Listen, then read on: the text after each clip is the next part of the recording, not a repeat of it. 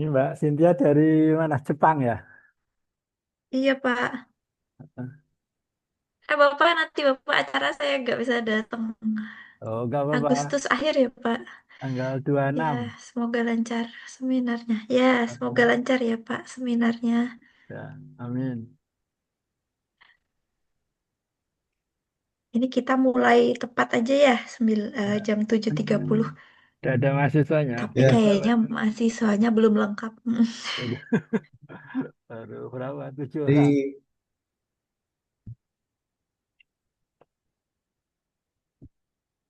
sisa totalnya itu ada 9 ya.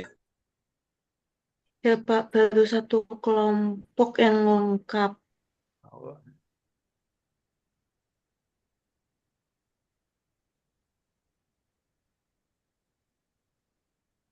saya ada Hmm, murid. Indah Sari sudah hadir, Amara Sisa belum, Rati Wahyu belum, nomor satu belum, baru satu. Nomor dua Afiatul Muluk, Risna Rizkia, Igusti Yogaswara ini udah lengkap nomor dua. Nomor tiga Wana Bulkisti, Kian Eriko belum datang. Kian nomor dua. Nomor tiga kurang satu, Semua ada berapa mahasiswanya? 9 ya hari. Oh, cuma 9. Sembilan, sembilan Kalau tuh banyak Pak hari. Sebelumnya oh iya, ini apa? ya ini lumayan banyak. Saya apa? Ingat saya ini kimia medisinal desain obat ya. Ini desain obat S2, jadi Desain obat itu ya kalau 9 banyak ya. kadang Biasanya satu tiga orang. empat ini memang Oh banyak. iya iya, berarti udah lumayan ini. Saya kira Iya. tadi anggapannya kok masih apa? Dikira kimia medicinal desain obat ya baru ingat tuh.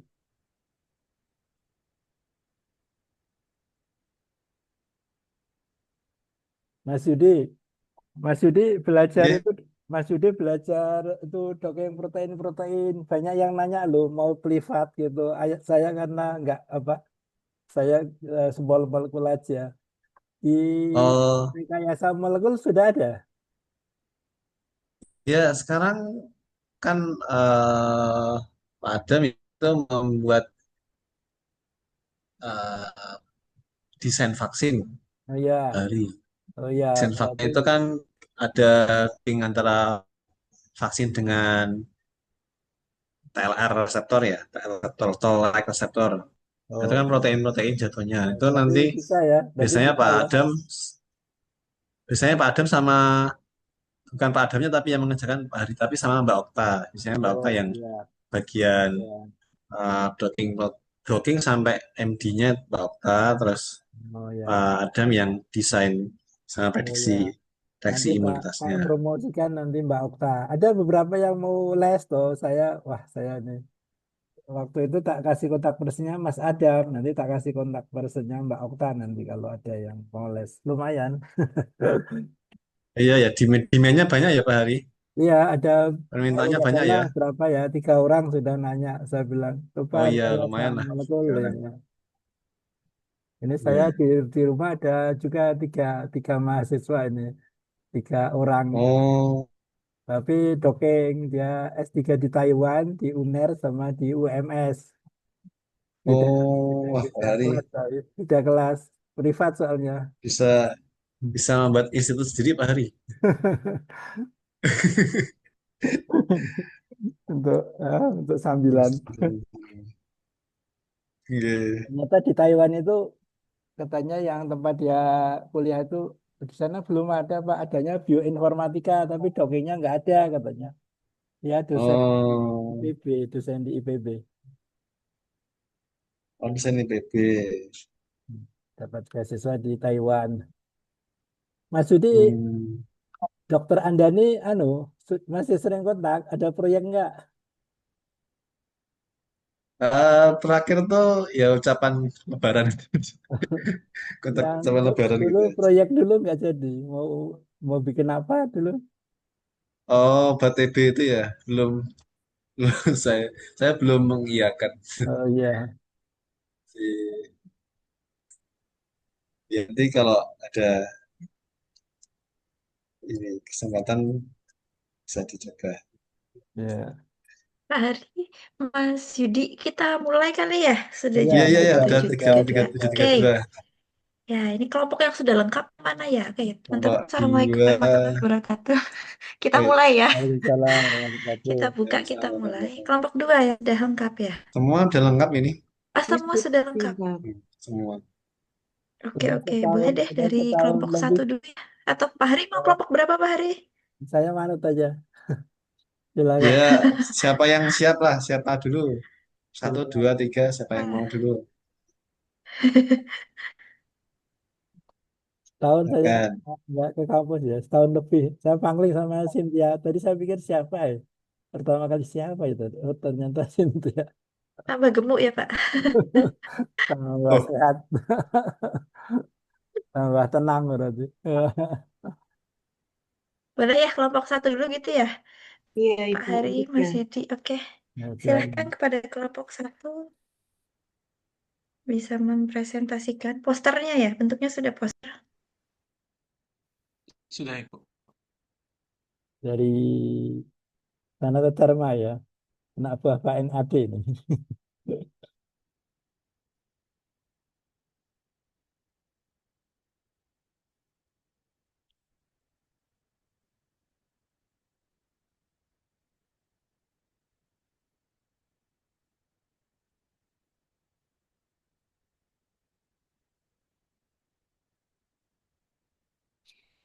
Baik, Apa sudah sebelumnya, terlihat, Bu?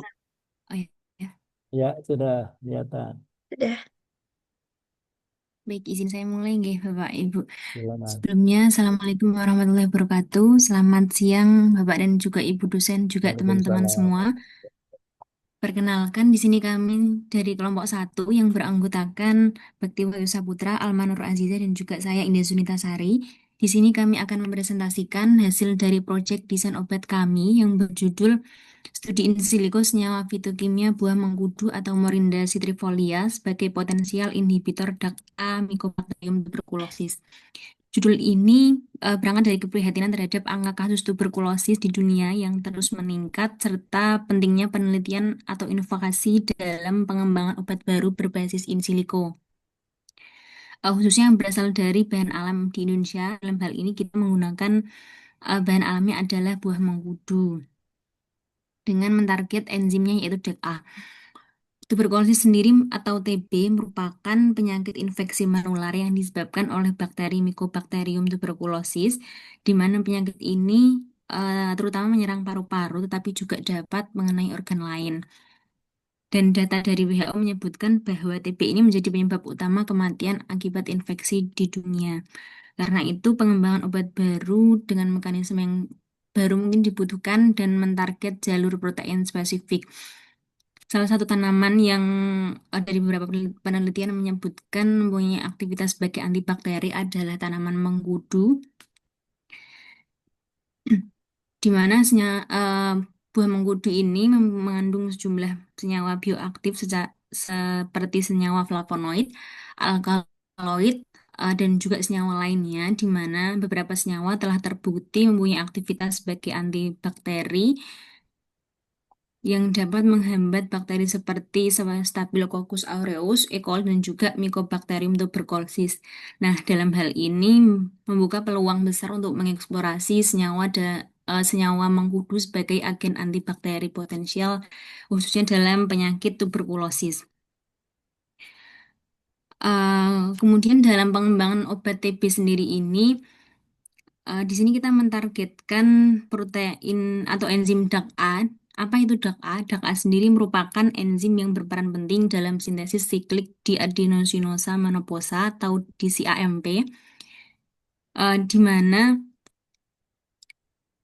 gangguan pada jalur biosintesis si DAMP ini baik dengan menghambat DAC-A maupun memutus jalur regulasinya ini akan menyebabkan ketidakseimbangan ionik dan juga ketidakseimbangan dinding sel yang pada akhirnya menyebabkan kematian sel bakteri. Inilah alasannya kenapa DAC-A ini dianggap sebagai salah satu target dalam pengembangan terapi antibakteri termasuk untuk strain TB yang resistensi terhadap obat.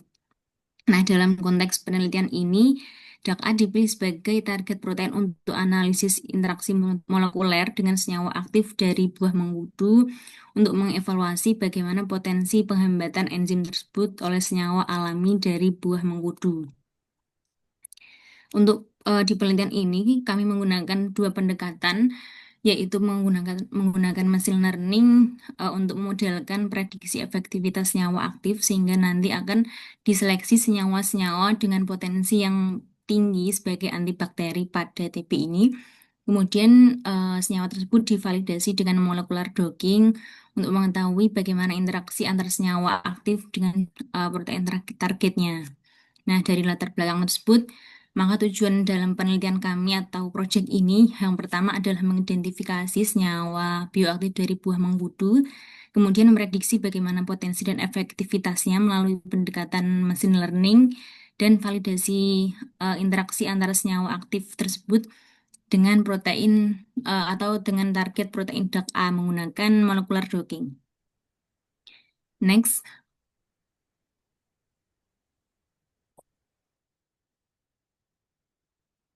Ya, selanjutnya untuk bagian metode, di sini ada workflow dari penelitian kami.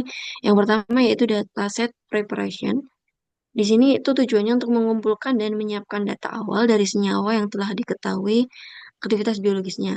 Nah, untuk tahapannya yaitu data senyawa dikumpulkan dari database seperti Cembel yang berisi informasi bioaktivitas senyawanya.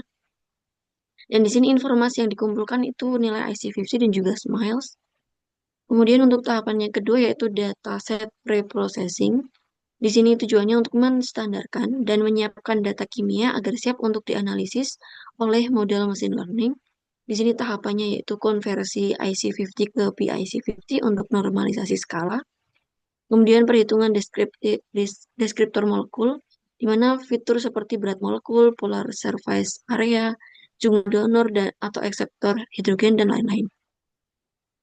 Kemudian reduksi dimensi, ini menghilangkan fitur yang tidak relevan, misalnya variansi rendah atau sangat berkorelasi. Selanjutnya untuk pembuatan fingerprint molekuler juga ini merepresentasikan digital struktur senyawa dalam bentuk vektor biner, misalnya RDKit, Morgan, dan juga MACCS. Dan di sini juga tujuannya untuk penyesuaian data menggunakan normalisasi misalnya Z-score dan reduksi dimensi. Kemudian untuk yang tahapan ketiga yaitu generation of classification model, di mana tujuannya ini untuk melatih dan memilih model terbaik untuk memprediksi senyawa inhibitor dari DAC-A. Untuk tahapannya sendiri, data set hasil preprocessing dibagi menjadi training set 80% dan juga test set 20%. Untuk pelatihan model machine learning ini digunakan 5 algoritma umum yang digunakan yaitu RF atau Random Forest, SVM atau Support Vector Machine, NB, GBT, dan juga LR. Dan di sini juga dilakukan validasi silang untuk menghindari overfitting dan mengukur kinerja model berdasarkan akurasi, AUC, dan juga F1 score, precision, sensitivity, specificity. Seleksi model terbaik ini berdasarkan performa paling stabil di training dan test set. Di deployment, di sini model terbaik digunakan untuk menyaring senyawa baru. Dan tahapan keempat, predicting potential compound. Mohon maaf ini suara saya agak kurang jelas, apa jelas ya? Gak apa-apa, masih bisa didengar. Ya, baik. Nah, untuk bagian predicting potensial, di sini tujuannya untuk mengaplikasikan model machine learning untuk menilai apakah senyawa dari M. syndrophila ini berpotensi sebagai inhibitor DAC-A. Di mana untuk tahapannya, dataset senyawa fitokimia dari M. syndrophila ini dimasukkan ke dalam model klasifikasi bioaktivitas DAC-A. Kemudian model memberikan skor prediksi terhadap masing-masing senyawa. Kemudian senyawa dengan skor tinggi ini dipilih sebagai kandidat potensialnya. Nah, untuk tahapan selanjutnya, molekular docking di sini untuk menguji secara struktur spasial apakah senyawa-senyawa terpilih ini dapat berinteraksi dengan target protein DACA. Dan untuk workflow di MIME-nya, di mesin learning-nya, bisa dilihat dari gambar di bawah itu. Selanjutnya untuk output yang dihasilkan dan hasilnya mungkin langsung saja ke Mas Putra.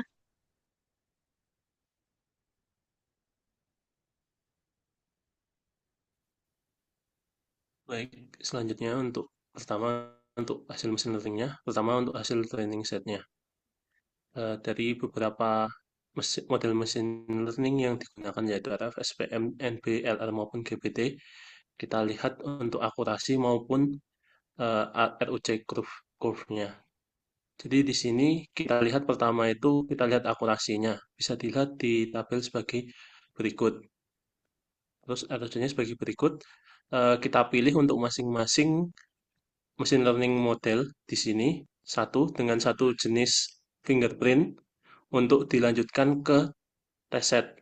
Jadi di sini untuk RF Random Forest untuk yang tertinggi yaitu RDKit, kami pilih RDKit dengan juga nilai ROC 0,924. Kemudian untuk SVM semuanya akurasinya sama. Untuk ROC-nya yang tertinggi ini adalah MACCS. Kemudian untuk NB itu yang tertinggi 73, namun karena akurasinya itu di bawah 80, kita tidak ambil untuk dilanjutkan.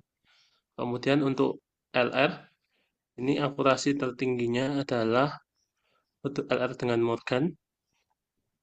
Untuk ROC-nya juga LR Morgan merupakan ROC tertinggi, 0,889.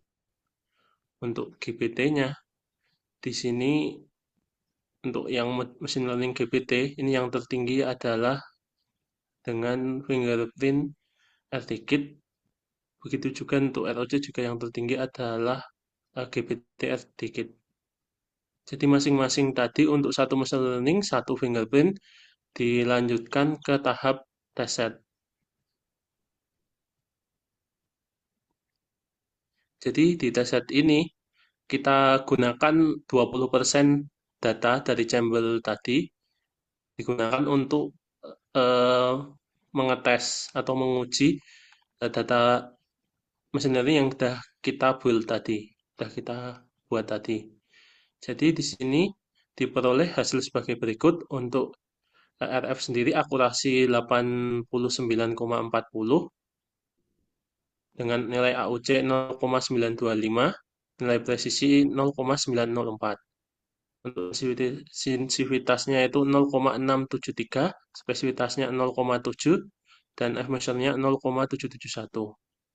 Untuk machine learning model yang SVM, di sini nilai akurasinya 84,1%, kemudian AUC 0,823, kemudian presisi 0,836, sensitivitas 1, spesifitas 0,175, measure-nya 0,911.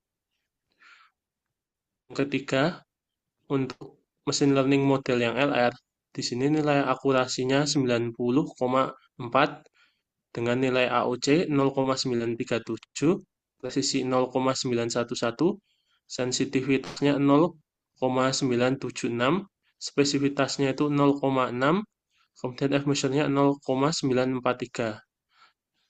Yang terakhir, mesin learning GPT dengan akurasi 88,5%, AUC 0,825, presisi 0,834, kemudian sensitivitasnya 0,988, spesifitasnya 0,175, dan F-measure-nya 0,905. Dari sini, test set ini kita pilih satu model terbaik yaitu LR. LR tadi linear regression yang digunakan adalah dengan dengan fingerprint, yaitu di sini LR yang paling tinggi adalah Morgan. Berarti di sini adalah machine learning LR dengan fingerprint Morgan. Kemudian kita lakukan prediksi aktivitasnya, kita masukkan dataset dari eh, phytochemical compound dari Morinda citrifolia sejumlah 130 dimasukkan ke dalam mesin learning tersebut, kemudian diidentifikasi nilai aktivitas prediksinya. Di sini nilainya itu berentang dari 0 sampai 1. Semakin menuju 1 itu semakin dianggap itu semakin aktif. Kemudian nilainya diperoleh sebagai berikut. 5 tertinggi kita ambil, yaitu di sini adalah Nordamna santal, terus Damna santal, selanjutnya 1 hidroksi antraquinon, 2 formil 1 hidroksi antraquinon, 1 38 trihidroksi 2 metoksi antraquinon. 5 senyawa teratas ini terus selanjutnya akan diproses lebih lanjut dengan molekular docking untuk mengetahui interaksi dengan DACA. Kemudian docking dilakukan dengan autodock. RMSD sudah diperoleh dengan sudah dilakukan kontrol docking diperoleh RMSD dengan nilai 1,44 Armstrong yang menunjukkan kalau kristal ini sudah valid untuk dilakukan molecular docking. Selanjutnya, dari docking pertama kita lakukan control docking dengan native ligand untuk memastikan tadi sudah diperoleh untuk memastikan bisa dilakukan pengulangan untuk dilakukan docking dengan senyawa lain. Tadi sudah diperoleh MSSD di bawah 2 Armstrong, kemudian dilihat juga binding energinya itu minus 4,59 dengan interaksi dengan asam amino sebagai berikut berupa senyawa native ligandnya berupa meropenem. Kemudian selanjutnya 5 senyawa teratas dari machine learning tadi akan kita dockingkan terhadap DACA tersebut. Sebelumnya maaf untuk kode PDB-ID-nya itu adalah 4 ppar. Di sini selanjutnya untuk 5 senyawa ini, pertama untuk Nordam santal, ini diperoleh nilai binding energinya sebesar minus 5,5. Terus kalau Damna santal dengan interaksi dengan asam amino sebagai berikut. Kemudian untuk Damna santal itu nilainya sebesar minus 5,52 dengan asam amino sebagai berikut interaksinya. Kemudian 1 hidroksi antraquinon dengan binding energi sebesar minus 5,32 dengan interaksi asam amino dan berinteraksi dengan asam amino sebagai berikut di kanan. Kemudian 2 formil 1 hidroksi antraquinon itu memiliki binding energi minus 5,4 dengan dia berinteraksi dengan H-bond dengan serin 121 di treunin 153 dan hidrofobik glisin 284 dan selanjutnya untuk van der Waals ada di kanan. Kemudian untuk 138 trihidroksi 2 metoksi antraquinon itu nilainya binding energinya sebesar minus 5,39 dengan dan berinteraksi dengan protein dengan ikatan hidrogen terhadap lisin 124, serin 176 dan treunin 154, hidrofobik leusin 218 dan glisin 284 dan untuk van der Waals bisa dilihat di tabel. Selanjutnya, visualisasi yang ditunjukkan dapat dilihat di gambar berikut. Yaitu pertama di bawah ini adalah overlapping antara semua ligand di sini yaitu native ligand maupun 5 ligand teratas dari machine learning tersebut dari Morinda citrifolia. Kemudian untuk interaksi Di sini ditunjukkan secara 3 dimensi maupun secara 2 dimensi. Jadi sehingga kesimpulannya di sini adalah di sini bisa dilihat bahwa nilai-nilai untuk nilai banding energi dari senyawa dari phytochemical compound dari eh, tanaman Morinda citrifolia ini memiliki potensi untuk berinteraksi dengan Daka yang dia itu memiliki dan mereka ini memiliki nilai banding energi yang lebih rendah daripada native ligand di sini yaitu meropenem.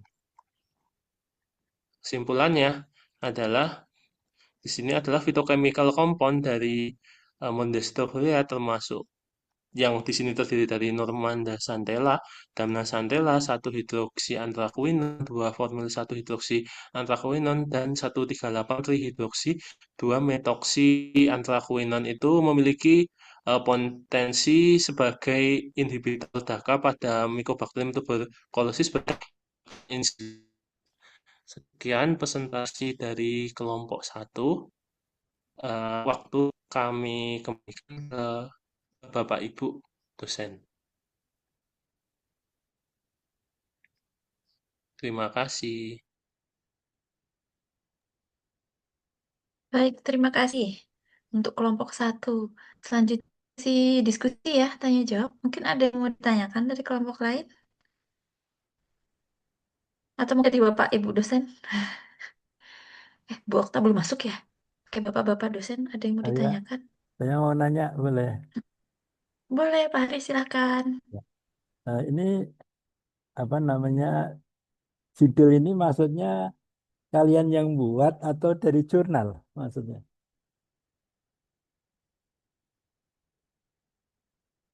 Halo, Kami yang buat, Bapak. yang buat ya. Jadi eh, apa namanya kalian yang buat bukan mereview jurnal bukan ya? Bukan, Bapak. Oke. Terus apa namanya? Coba slide berikut tadi saya mau nanya sedikit aja. Slide setelah ini slide apa berikutnya?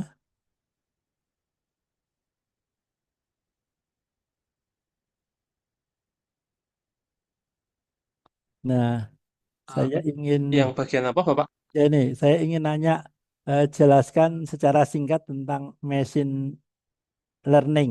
Apa itu sebenarnya secara singkat? Jadi, gampangnya itu machine learning adalah suatu mesin di sini yang digunakan untuk belajar, Bapak. Jadi, beberapa dari machine learning itu kita bagi menjadi beberapa tahap bagian, yaitu di sini untuk dia berlatih. Pertama, kita latih si machine learning dulu, belajar, kita latih di sini kita latih itu dengan sebagian datasetnya. Kalau di sini itu cuma 80% dataset dari itu apa namanya? Dari di sini itu dari database Campbell yaitu yang dia itu memiliki kemampuan untuk menghambat DAC-A, Bapak. Yang ter, yang data utamanya terdiri dari IC50 maupun canonical. Kemudian eh, setelah di training atau dilatih, di sini kan kita bisa lihat juga di training itu sendiri itu nanti beberapa data itu masih dibagi Bapak. Masih ada dibelah itu jadi sebagian itu untuk eh, di dilatih terus di untuk nanti diprediksi nilai nanti dilihat untuk dipelajari nilai aktivitasnya. Terus nanti juga ada yang nanti lewat ke tesnya lagi, Bapak. Nanti itu untuk memastikan apa namanya? Untuk mendekati nilai bioactivity prediction-nya. Apakah untuk membentuk itu? Itu Kemudian berupa kalau sudah di training, berupa nanti software atau bukan itu? dapat software Bapak menggunakan NIME. Oh gitu. Jadi softwarenya banyak ya, banyak pilihan gitu ya. banyak pilihan Bapak untuk software untuk machine learning. Nah, di sini pakai Kalau apa? udah kita bisa lihat NIME Bapak, NIME. Di sini apa? Ini salah satu view yang apa?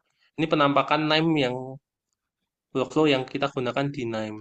Ya, agak di zoom Kemudian aja Mas, Mas Bakti yang bagian Ya. workflow-nya Naim itu. gimana Bapak? Di zoom aja. Mungkin Pak Hari biar Oh ya, lebih jelas bagian Naim workflow-nya itu. Yang mana? Tapi ini versi cut-nya ya Mas. Jadi kan itu ada di dalamnya ada lebih rumit lagi tuh. Ini dibikin versi Oke. sebelumnya.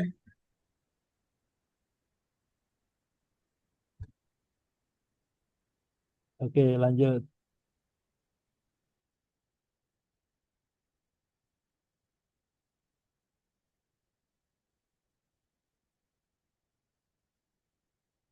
Ya, silakan. maaf Pak, ke mute tadi. Lupa belum di open. Ya, Jadi silakan. untuk file readernya nanti dimasukkan Excel berisi tadi nama senyawa, terus smile sama IC50, terus dilakukan data preprocessing itu untuk konversi IC50 menjadi PIC50, terus kalkulasi deskripsi, terus reduksi dimensionality sama itu dulu. Terus selanjutnya di partisi, di sini di partisi berarti dibagi 80% ke atas, yaitu ke fingerprint generation di sini. Kemudian 20% ke bawahnya nanti untuk validasi. Kemudian di sini untuk ketika untuk membangun model machine learning maupun evaluasi, yaitu pertama kita buat dulu fingerprint untuk bisa nanti dibaca oleh mesin learning-nya. Di sini fingerprint-nya terdiri dari MACCS, Morgan, dan RDKit. Kemudian nanti ketiganya itu akan selanjutnya akan dilanjutkan ke mode. Di sini adalah pembuatan mesin learning. Dia udah belajar di sini di training, terus di machine learning training dari 3 data fingerprint ini, eh, 5 mesin learning yang digunakan itu adalah RF, GPT, LR, SVM maupun NB. Kemudian dari kelima ini akan Bapak ke validasi. Validasinya itu eh, menggunakan data 20% tadi atau bisa disebut test set Bapak. Oke. Set. Jadi memastikan kalau model yang terbentuk di sini udah sesuai dengan udah datanya udah valid dengan data lain yang data lain 20 yaitu berubah 20% tadi. Terus nanti eh, tadi untuk validasinya tadi itu ada 4 yaitu eh, RF dengan fingerprint RDKit, selanjutnya adalah GPT dengan eh, MACS, LR dengan Morgan, SPM dengan fingerprint MACCS. Yang kelimanya nanti akan dilihat validitasnya. Validitasnya ini masing-masing itu dapat dilihat berdasarkan nilai-nilai statistik yang dimunculkan sendiri dari aplikasi namanya, yaitu seperti AKI, C dari nilai under curve dari ROC curve-nya, kemudian ada presisi, sensitivitasnya, spesifitas maupun F-measure. Yang kita utamakan adalah pertama akurasinya, Bapak. Yaitu di sini yang kita ambil adalah RR. Jadi intinya itu kita pengen selanjutnya itu adalah selanjutnya adalah eh, kita pilih dari berapa 4 tadi mesin learning tadi dengan masing-masing fingerprintnya kita pilih mana yang terbaik. Yang terbaik adalah tadi yang diperoleh itu adalah LR dengan fingerprint Morgan. Itu kita gunakan untuk menguji eh, kumpulan dari phytochemical compound Morinda citrifolia mana yang dia itu berpotensi aktif. Jadi sebelumnya itu udah diketahui bahwa ekstrak Morinda citrifolia itu punya kemampuan untuk menghambat dari Mycobacterium tuberculosis. Namun belum ada penelitian lebih lanjut untuk mengetahui senyawa apa yang berpotensi untuk menghambat. Jadi di sini kami gunakan kami screening mana yang berpotensi untuk berinteraksi dengan DAKA yang sehingga dapat menghambat Mycobacterium tuberculosis. Jadi inti dari semua machine learning itu adalah kita belajar dari database in vitro yang sudah ada, senyawa apapun, senyawa senyawa yang memiliki aktivitas penghambatan nilai AC50 terhadap DAKA di Mycobacterium tuberculosis digunakan untuk melatih mesin learning sehingga mesin learning mampu mengenali dan memprediksi nilai bioaktivitas dari senyawa ekstrak dari Morinda citrifolia. Begitu, Bapak. Oke, terima kasih. Silakan yang lain kalau ada.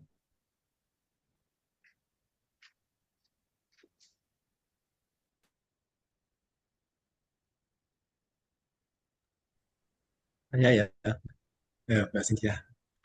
Ya, silakan. Bagus banget ini kelompok satu, di luar ekspektasi kita.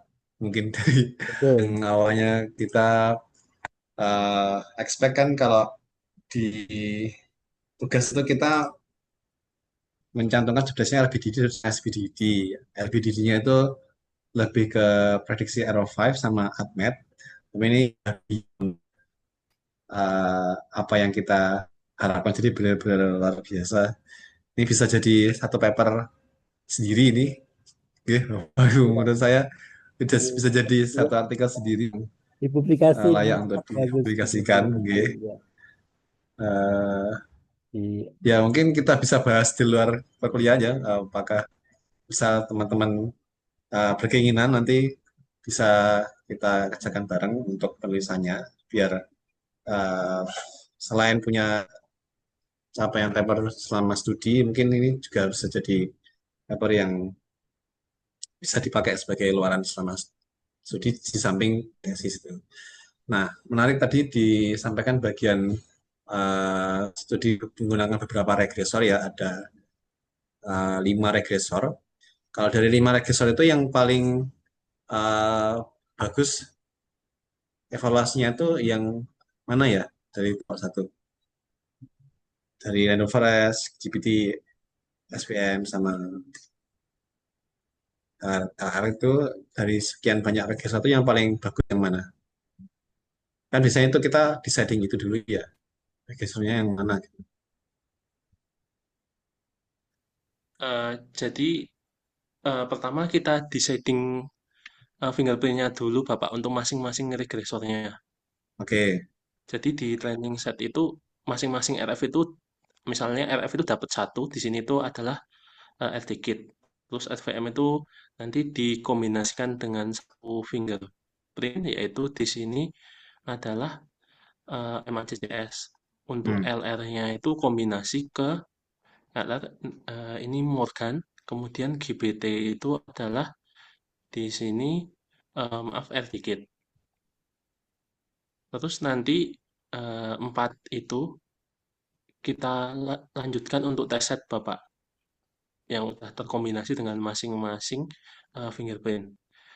Masing-masing regresor nanti kita tes di apa? Kita uji dengan 20% data baru itu dari database chamber itu. Hmm. Kita lihat secara statistik mana yang dia itu paling akurasinya paling tinggi, AUC-nya, presisi, sensitivitas, spesifitas maupun F-measure-nya. Dan akhirnya di sini diperoleh bahwa nilai base model machine learning di sini diperoleh adalah RL dengan fingerprint Morgan, Bapak. Ya, ini ujung-ujungnya yang paling bagus linear regression ya. Saya dari kan ya itu pengalaman yang sama sih, saya dapat hal yang sama gitu. Ya, kita misal parasi, wah ini kayaknya harus deep learning atau AI gitu. Tapi in praktikal tuh ujung-ujungnya malah yang simple itu udah cukup bisa dengan profil prediksi yang bagus gitu. Ya ini best practice juga yang mungkin didapati ketika di compare sama learning system yang lainnya gitu. Ya kadang random forest itu yang paling sering akurasinya paling bagus. Tapi ini kan random forest sama linear regression itu nggak beda jauh ya, agak beda dikit lah itu dari segi akurasinya maupun AOC-nya. Jadi memang seringkali yang paling bagusnya itu kedua itu. Nah terus akhirnya yang dipakai linear regression ya untuk prediksi hasil senyawa di eh, nori, di tanaman nori. Nah dari situ kan kepilih 5 senyawa. Nah, sayangnya di sini tidak ada strukturnya itu. Jadi kita kurang bisa membandingkan. Padahal dalam hal ini itu kan ini itu artinya LBDD yang machine learning digunakan pada tahap ini kan. Dan LBDD itu kan kita mengkomparasi keunikan struktur dari list senyawanya. Mungkin catatannya di sini adalah struktur senyawanya itu seperti apa itu perlu ditampilkan gitu. Karena itu adalah core informasi dari LBDD. Di struktur kimianya itu yang memiliki aktivitas yang bagus itu seperti apa itu harus dimunculkan dalam uh, hasil IBDD ini harusnya. Nah, kemudian kalau dari list senyawa ini kira-kira kekhasan struktur bagian mana yang bisa diperoleh dari hasil penelitian ini? Ya mungkin kalau di komparasi docking ya, docking ada nama struktur ini kan ya. Di 3 senyawa terakhir kan anthraquinone. Terus yang semuanya ada quinonnya ya, Ada tapi kecil ya, mungkin bisa kecil ya. bisa ditambahkan Oh, ke gambarnya maksudnya. tersendiri. Itu yang F itu native ligand. Iya, yang F native ligand, Pak. Oke, F native ligand ya. Di ke A sampai E itu kan senyawa di nori. Itu ke semuanya ada antakwinonya ya. Iya, semua ini anu Pak, yang 5 senyawa ini dari melindas ini, chemical ini, Oke. 5 teratas tadi. Scaffoldnya itu Hampir sama semua ya. mirip-mirip, Nah, tabungnya scaffoldnya sama. sama. Itu ada antakwinonya. Jadi mungkin dalam hal ini antakwinon itu punya peran penting untuk interaksi dengan DAKA. Mungkin Pak Hari udah lebih punya pengalaman gitu. Pak Hari screening ke DAKA itu sejauh ini struktur senyawanya kayak gimana gitu. Ini Saya belum banyak. dakanya beda ini kayaknya. Tadi saya pikir dakanya yang daka saya kenal ternyata bukan dekarboksilase, bukan ya. Beda ini dakanya. Singkatannya bukan yang daka huruf besar semua ini. Beda ini. Ya. Ini dekarboksireptidase kan? Ya. Jadi ini daka daka yang itu bukan yang pengangkut peptidoglikan apa sintesis peptidoglikan bukan ya? Iya Bapak, kalau di LCSB itu namanya itu di judulnya itu bukan DAKA, tapi ya kalau dilihat di Uniport itu emang DAKA Bapak proteinnya. Oh gitu. Ya, 4 Ya, bukan. Soalnya nama lain kalau di LCSB. Oh iya, iya. di PDB ya.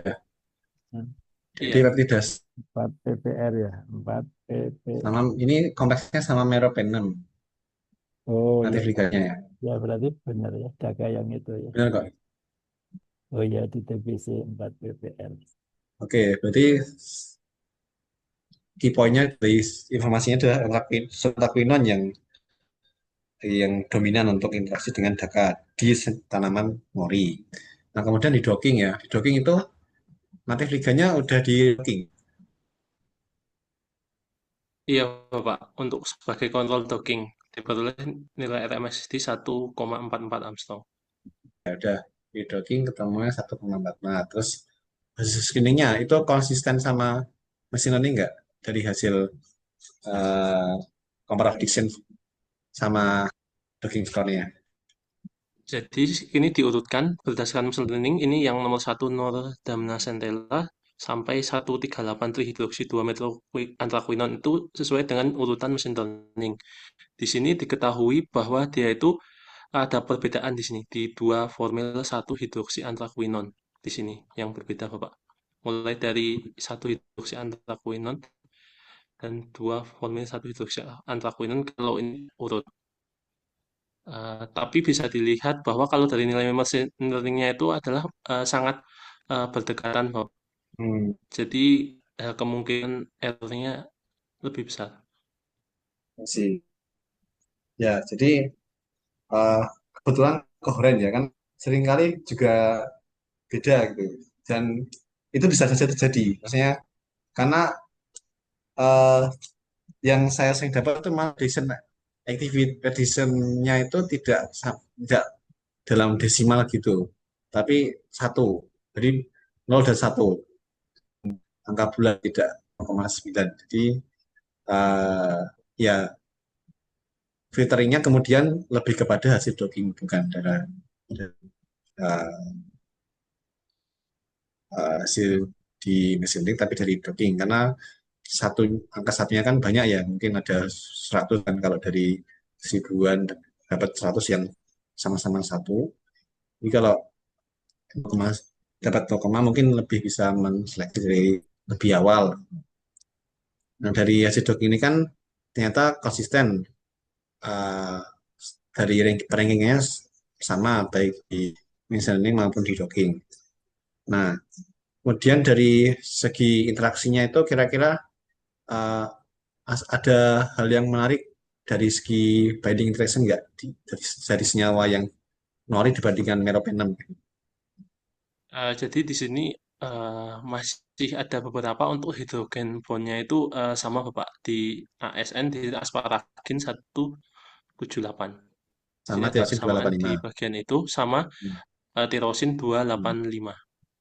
Yang beda ada serin 176. Iya, Ya, bedanya serin 176. itu di fungsi apa pada Nordam Nordam Cantal itu? Fungsi apa? Serin OH ya, hidroksi ya. Oh, hidroksi. Kalau di senyawa lain di posisi itu ada yang sama, ada posisi OH di situ juga. Senyawa lainnya di bawah ke bawah aja. Senyawa lainnya. Senyawanya ada yang Jadi di senyawa lainnya di sini ada juga untuk asparagin nggak 178. maksudnya ke bawah aja ke bagian struktur Oh, struktur map. visualisasinya. Oh itu yang E ada OH di situ ya, sama kayak Nordam Cantal. Ya. Ada nomor berapa ya? Itu nomor 3 sampai karbon nomor 3. Berarti ada yang B itu juga ada sama-sama ada serin 176 ya. Serin 176 kelihatan itu ada kanan. Dan itu tidak didapatkan pada meropenem. Serin 176 nggak ada. Untuk serin Jadi itu 176 nggak ada, Pak. ada juga OH ya di situ ya. Oh, berarti itu ASN atau serin nih? Oh, agak ini ya, buram. Itu Yang lebih ke 178 itu. 78 ini.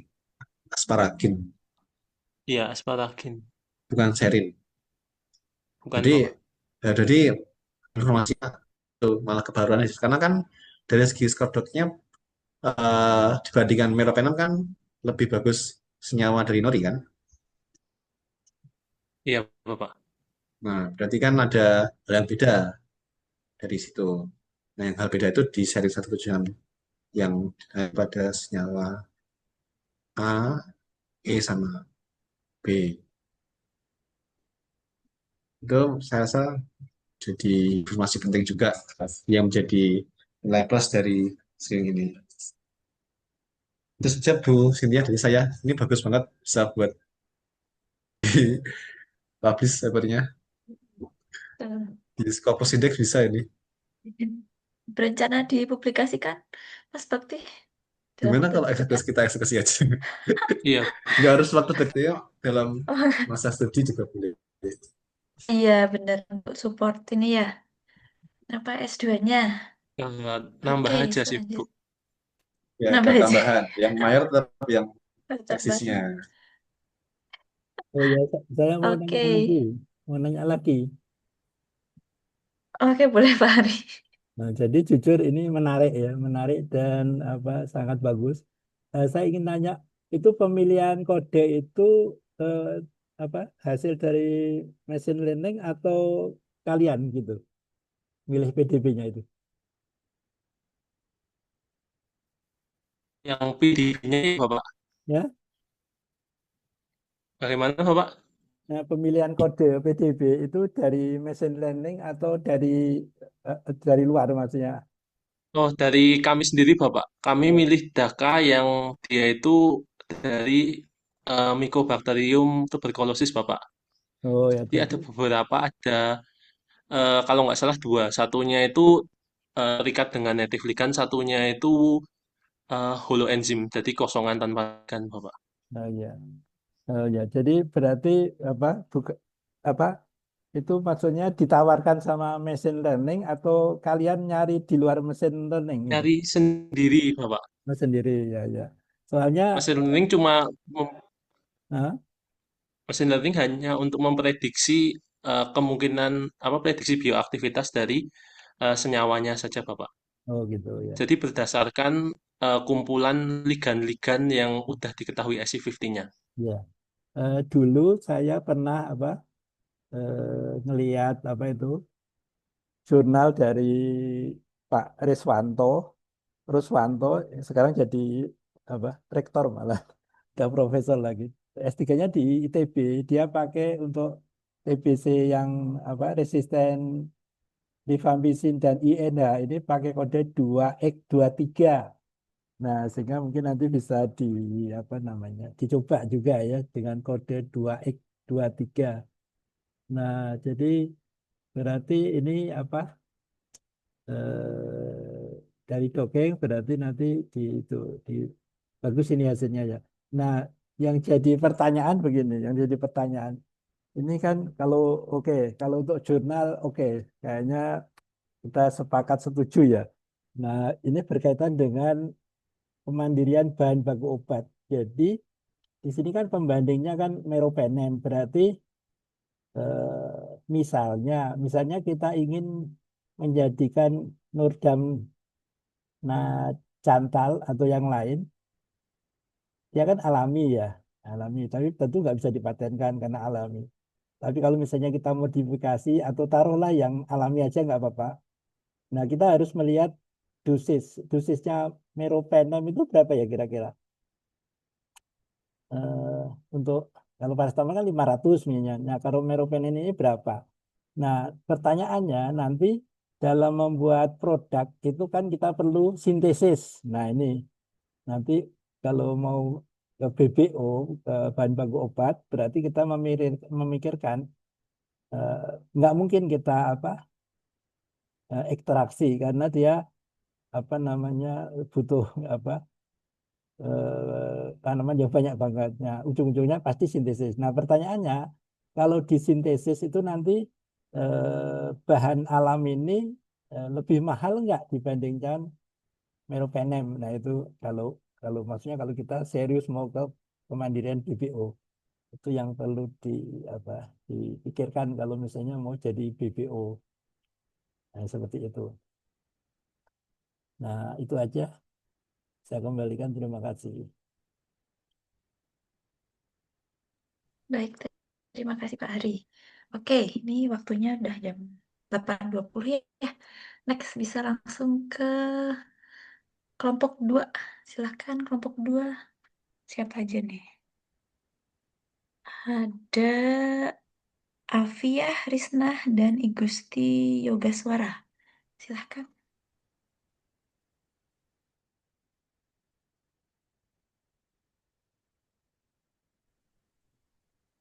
Baik, apakah share screen-nya bisa terlihat ya, Pak? Sudah terlihat jelas. Baik, bisa saya mulai. Assalamualaikum warahmatullahi wabarakatuh. Om Swastiastu, Namo Buddhaya, dan salam kebajikan. Selamat pagi Bapak Ibu dosen, Pak Hari, Pak Yudi, Bu Sintia, dan Bu Okta. dan teman-teman semuanya. Di sini kami dari kelompok 2 yang beranggotakan ada saya juga, ada Risna Al Rizkiyah dan Afia Abdul Muluk. Pada pagi hari ini akan mempresentasikan proyek desain obat terkait dengan peptidomimetik, khususnya terkait dengan desain obat peptidomimetik tertarget DACA atau dealanin karboksipeptidase. Untuk pendahuluannya di sini yaitu peptidomimetik adalah molekul yang menyerupai peptida namun dengan struktur yang dimodifikasi agar lebih stabil dan memiliki bioaktivitas yang diinginkan. Peptidomimetik memiliki potensi yang besar dalam pengembangan obat, terutama untuk mengatasi berbagai penyakit infeksi bakteri yang sulit diobati. Salah satu target potensial dalam mengembangkan obat untuk infeksi bakteri adalah enzim yang terlibat dalam sintesis dinding sel bakteri seperti DACA. Dealanil atau dealanin karboksipeptidase. DACA adalah enzim yang terlibat dalam biosintesis peptidoglikan dinding sel bakteri. Enzim ini mengkatalis pemotongan terminal dealanil-dealanin dari prekursor peptidoglikan yang diperlukan untuk pembentukan lapisan dinding sel bakteri. Penghambatan DACA berpotensi untuk mengganggu sintesis dinding sel bakteri dan mengurangi kemampuan bakteri untuk bertahan hidup, menjadikannya target yang sangat penting dalam pengembangan antibakteri baru. Peptidomimetik adalah pilihan yang menarik sebagai inhibitor DACA karena kemampuannya untuk meniru struktur peptida asli, namun dengan ketahanan yang lebih baik terhadap degradasi enzimatik. Sehingga berdasarkan hal tersebut, membuat kelompok kami bertujuan untuk merancang dan mengembangkan obat berbasis peptidomimetik yang menargetkan DACA yang dapat memberikan pendekatan terapi yang lebih efektif dan lebih selektif. Di sini untuk langkah kerjanya, langkah awalnya akan menganalisis struktur dari DACA yang menjadi target obat. Nanti struktur ini dapat diperoleh dari database seperti RCSB-PDB atau juga PubChem. Dan langkah selanjutnya yaitu desain peptidomimetik, di mana fragmen dari dealanil-dealanin dianalisis untuk mengetahui bagian kunci yang berinteraksi dengan enzim. Fragmen ini menjadi dasar dalam desain awal molekul peptidomimetik. Setelah didesain, nanti selanjutnya dilakukan modifikasi peptida menjadi peptidomimetik, di mana dilakukan substitusi asam amino untuk menghasilkan analog peptidomimetik dengan struktur yang lebih stabil. Setelah itu nanti lanjut ke screening ATME dan drug likeness menggunakan database Swiss ATME, yaitu desain peptidomimetik dilakukan penilaian terhadap parameter farmakokinetik berupa absorpsi, distribusi, metabolisme, dan ekspresi. Dan drug dan drug likeness-nya dinilai menggunakan aturan Lipinski-Roll-5. Nanti molekul peptidomimetik dengan skor docking paling baik dan memenuhi kriteria Lipinski dipilih untuk tahap pengembangan selanjutnya. Nanti selanjutnya dilakukan docking pertama, di mana digunakan Swiss dock untuk proses dockingnya. Desain peptidomimetik di docking nanti ke struktur DACA. Nanti dari hasil docking pertama, dari dari hasil docking pertama yang nantinya selanjutnya dilakukan penambahan capping. Setelah itu, molekul hasil modifikasi di docking ulang atau docking kedua ke protein target DACA menggunakan Swiss dock dan dilihat lagi skor dockingnya. Untuk penjelasan selanjutnya akan dijelaskan oleh rekan saya. Baik, selanjutnya yaitu rancangan peptidomimetik, di mana rancangan ini menggunakan struktur yang digunakan yaitu dealanin dengan menggunakan perubahan asam amino alanin menjadi 7 bagian seperti pada gambar A sampai G. Yang pertama yaitu ada A, yaitu alifatik menggunakan glisin, yang B aromatik menggunakan tirosin, yang C asidik menggunakan glutamic acid, yang D basic menggunakan lisin, yang E hidroxylglyc menggunakan serin, yang F sulfur containing menggunakan metionin, dan yang G amidik menggunakan glutamin. Di mana setelah 7 asam amino tersebut diberikan penambahan capping berupa metoksi pada bagian C terminal. Selanjutnya akan dilanjutkan oleh teman saya.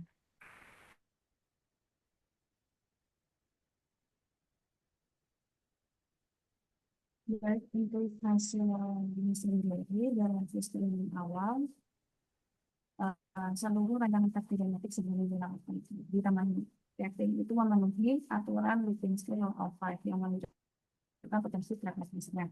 Kemudian di antara tujuh rancangan itu struktur B menunjukkan nilai afinitas yang paling tinggi, yaitu negatif 4,962 kilokalori per mol yang menandakan interaksi paling kuat dengan protein target.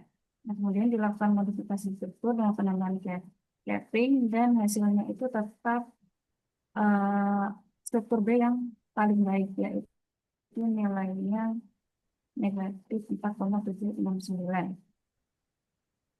Jika dibandingkan dengan afinitas ligan aslinya dari protein target, di sini digunakan 3MZF itu hasil afinitasnya adalah negatif 5,008. Jadi nilai itu dekat dan mirip dengan negatif ligannya.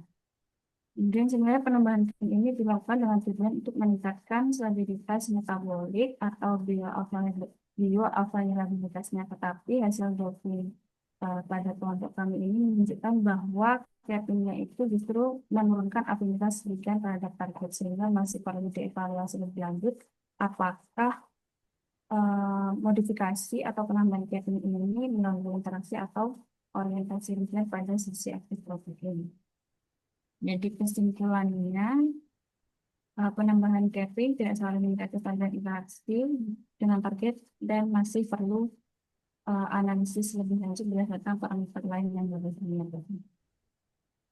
Sekian presentasi dari kelompok kami kembalikan kepada Bapak Ibu dosen. Oke, baik. Itu ya dari presentasi kelompok 2. Ada yang mau ditanyakan dari kelompok lain atau mungkin dari Bapak-Bapak dosen? Bu Okta ada join belum ya? Sudah, Bu. Ya, ada. Tapi off Oke. cam ya. Soalnya Oke. sinyalnya putus Ya. hilang putus. Dari mahasiswa aja dulu. Ada yang mau ditanyakan dari kelompok lain?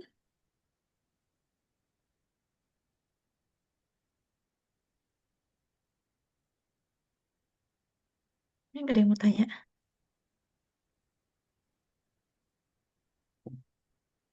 Mungkin saya ingin bertanya. Ya, silakan. Bertanya, pertama di sini untuk desain peptide ini berarti dia itu di maaf Mbak, boleh diturunkan? Jadi dibagi menjadi dua ya di sini Mbak. Jadi ada pertama yang masih peptide utuh, terus kedua itu tahap kedua ditambahkan penambahan capping di doping kedua. Saya bertanya, menurut Mbak, kenapa Mbak dan Mas kalian melakukan dua langkah? Docking pertama, terus docking kedua, terus kenapa kok docking dua dilakukan penambahan capping? Terima kasih.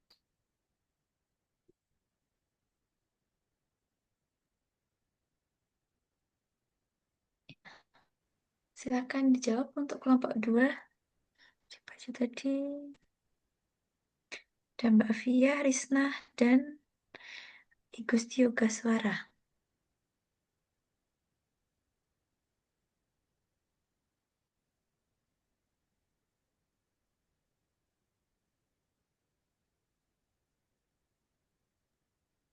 Kenapa dilakukan dockingnya 2 kali ya? Siapa tadi? Oh, Di sini saya ingin menjawab. Jadi di sini dilakukan docking pertama untuk melihat dulu apakah sebelum di capping itu memiliki skor yang lebih baik atau tidak. Terus kenapa dilakukan penambahan capping? Di sini capping digunakan untuk tujuannya untuk melindungi ujung dari N terminal atau C terminal dari peptidomimetik dan meningkatkan stabilitas molekul dan mengurangi degradasi oleh protease. Terus, tapi ternyata pada percobaan kami ini dalam desain ini setelah dilakukan capping untuk hasil docking yang keduanya menunjukkan penurunan skor yang awalnya yang saat docking pertama itu minus 4,769 dan setelah di capping itu menjadi minus 4,962. Mungkin salah satu penyebabnya yang saya baca-baca ini menunjukkan untuk capping ini mungkin mengurangi interaksi ligand dengan situs aktif DACA, meskipun capping dapat memberikan manfaat lain mungkin seperti meningkatkan kelarutannya atau stabilitas metaboliknya. Mungkin itu jawaban dari saya. Mungkin ada sanggahan atau mungkin tanggapan dari teman-teman atau Bapak Ibu dosen.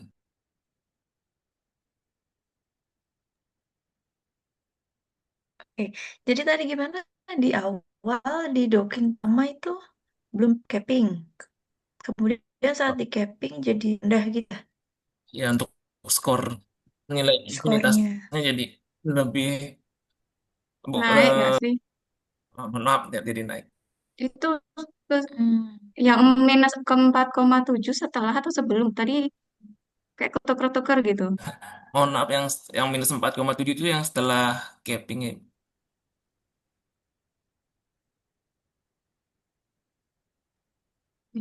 Yang minus 4, Nggak minus signifikan. 4,962 sebelum capping dan Hmm. ternyata setelah di capping itu yang sebelum capping minus 4,962 dan ternyata dan setelah di capping ternyata skornya jadi naik jadi minus 4,769. Oke. Mas, yang di capping, yang peptidomimetic B itu bisa ditunjukkan bentuknya seperti apa? Oh, sebenarnya nggak signifikan juga sih, minus 4,9 ke minus 4,7 kalau di statistik. Yang di capping sebelah mana, Mas?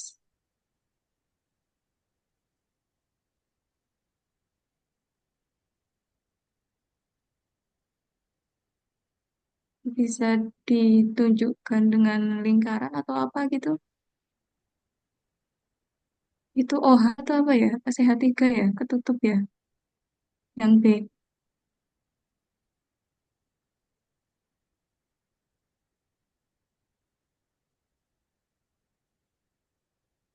Itu OH atau CH3? CH3 Atau apa itu. ya itu? CH3 Ya, itu. ya, Berarti itu ngecropnya kebablasan ya? Iya itu. Tiganya nggak kelihatan ya? ya, Iya. ya. Oke. Saya nggak tahu apa misalnya mau diperjelas nanti capping itu di bagian mana biar nanti kita bisa tahu adanya perubahan apa itu eh, struktur gitu sebelum sama sesudah. Kak, berarti um, oke, oke. Kalau dugaan saya sih ini aja sih ada apa itu biasanya kan interaksi dalam docking itu paling banyak itu kan yang dilihat nanti hydrogen bonding. Sedangkan di karboksilat Anda lakukan capping, dan jadi nanti itu yang mengurangi interaksinya antara senyawa dengan ke protein. Karena tadi ada yang hilang kan itu diganti dengan glucose metoksi gitu. Nah, metoksi kan nggak bisa nanti bentuk bridging dengan protein membentuk ikatan hidrogen itu. Itu hanya dugaan saya aja kalau pertama. Kenapa terjadi kenaikan affinity misalnya. Tapi seperti Anda tahu nanti kalau dalam docking score itu dia itu kan akumulasi ya, nggak cuma interaksi hidrogen tapi juga hidrofobik dan kawan-kawan. Oke, tapi untuk setelah capping ini semuanya di docking kan?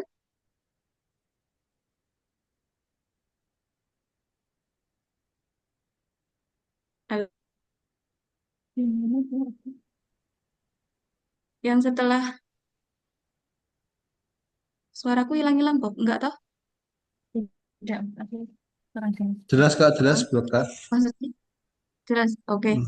Peptida yang sebelum yang setelah itu semuanya dinding kan? Atau saya masih bingung dari docking pertama, kemudian ada docking kedua setelah capping itu apakah Anda menentukan dari hasil docking pertama cuma senyawa itu satu aja yang di capping terus itu yang enggak gitu di docking kedua atau gimana? Kemarin kan rencananya hanya satu senyawa yang hasil dokumen pertamanya paling bagus.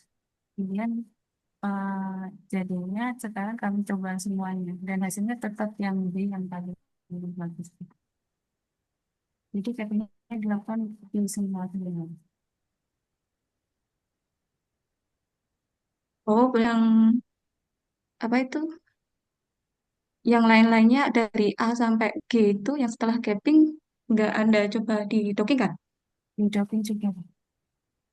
Di docking juga. Tetap B yang bagus. Yes. Oke, saya tidak tahu apakah ada referensi yang Anda temukan adanya eh, peptida yang mengarah ke DAPA di literatur.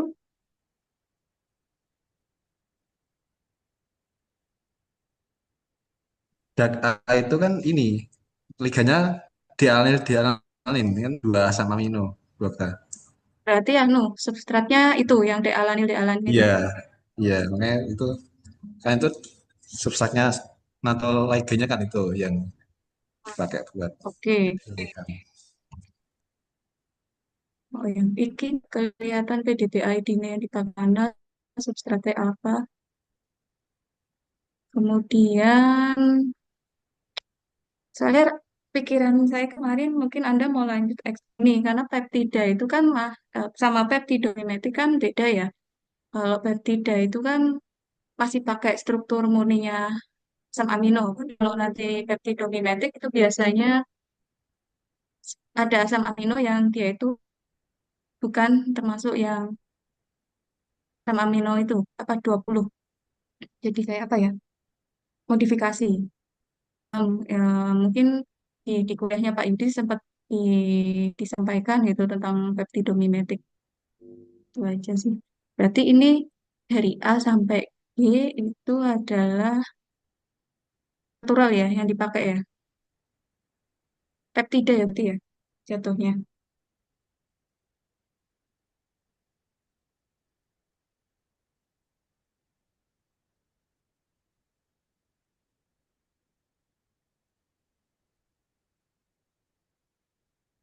Oke. Terus ada yang mau ngomong?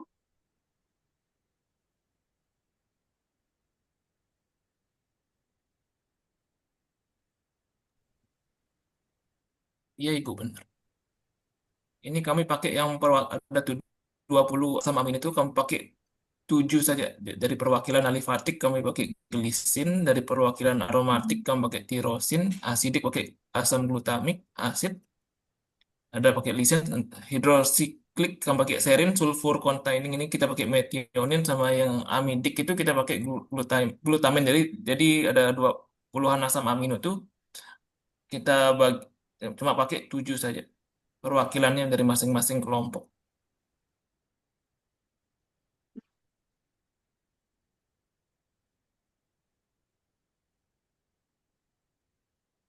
Ini prinsipnya.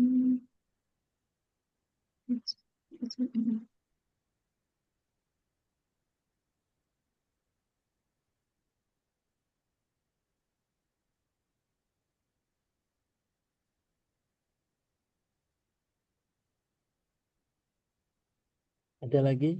Kalau nggak ada, saya mau nanya. Sama ini sih Pak, belum yang apa perbandingannya dengan substratnya Oh, seperti apa gitu. oh, Hasil belum, dockingnya, belum, visualisasinya. belum Iya, dijawab. iya. Saya baru mau tanya itu Pak. Karena ini Oh kan ya, baru silakan. visualisasi docking terbaik gitu. Oh gitu, Itu antara silakan. substratnya dengan senyawa B-nya seperti apa itu? Apakah ada kemiripan atau bagaimana? Hmm. Iya, iya. Ada overlay-nya gitu nggak? Di sini kan Anda hanya menyampaikan nilai afinitas ya, tapi untuk interaksinya seperti apa gitu? Dibandingkan dengan substrat atau tidak? Masih belum dibandingkan substrat. Iya, dogeng substratnya berapa hasil skornya? Hasil doping substratnya Dengan dialanin berapa? negatif 5,008. Berapa? Minus 5,008. Oh, berarti PKH ya, Pak? nggak bisa untuk obat Mm-mm. ini. Dia skor dogengannya lebih stabil dialanin substratnya. Jadi nggak bisa ini untuk obat. Dia harus bisa geser dialanin. Jadi kalau makanya perlu itu tadi ya. Kalau skor dogeng dialanin itu lebih stabil dibanding rancangan. Itu rancangannya ini nggak bisa untuk jadi obat begitu.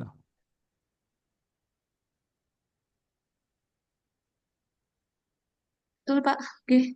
Saya juga penasaran tadi kok ini nggak ada Iya, visualisasinya iya. dialanin Jadi dialanin. yang Makanya saya penasaran paling nggak aktif skornya, liganya siapa, kalau nggak ada kemudian visualisasi paling nggak skornya yang karena ini mirip dengan obat Alzheimer. Alzheimer itu kan substratnya asetilkolin, itu kan dirusak sama asetilkolin esterase.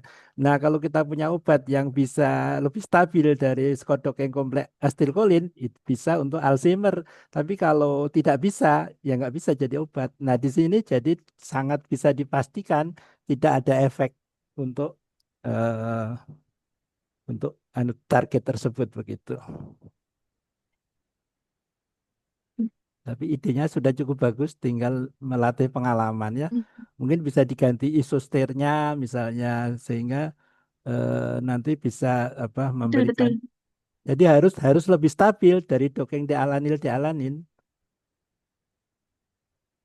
Mungkin ditambah satu tidak lagi ya Pak, lebih panjang gitu. Bisa Misalnya ya, kayak cuma di ya peptida, mungkin ya bisa bisa tripeptida bisa atau tritetra. di apa kemarin juga saya singgung kan mungkin ditambahin disubstitusi fluor misalnya. Ya, Hmm, hmm, hmm. kemarin waktu saya ngajar itu terlalu terlalu banyak ya, terlalu banyak asam amino yang saya rangkai sehingga nggak bisa didokengkan ternyata ya. Tapi kalau 3, 4 mungkin masih bisa.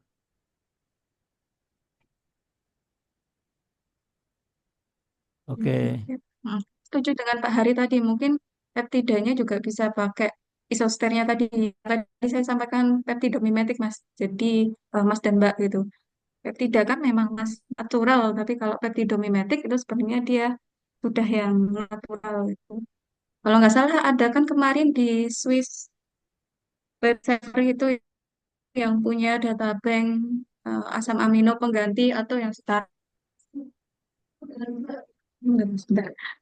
Apa ada beberapa database nanti alami itu setara dengan asam amino non natural apa aja di situ. Itu nanti bisa Anda gunakan.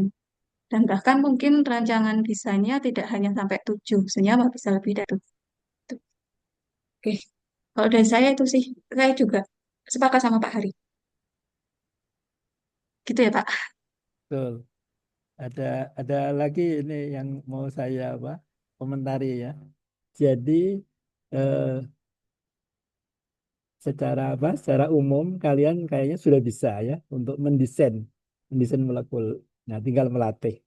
Yang jadi pertanyaan adalah kalau kita mendesain molekul tidak kita sintesis itu ya sebatas desain ya, tidak bisa terbukti desain kita. Oleh karena itu nanti ke depannya kalian harus memikirkan bagaimana obat yang saya desain itu bisa saya buat.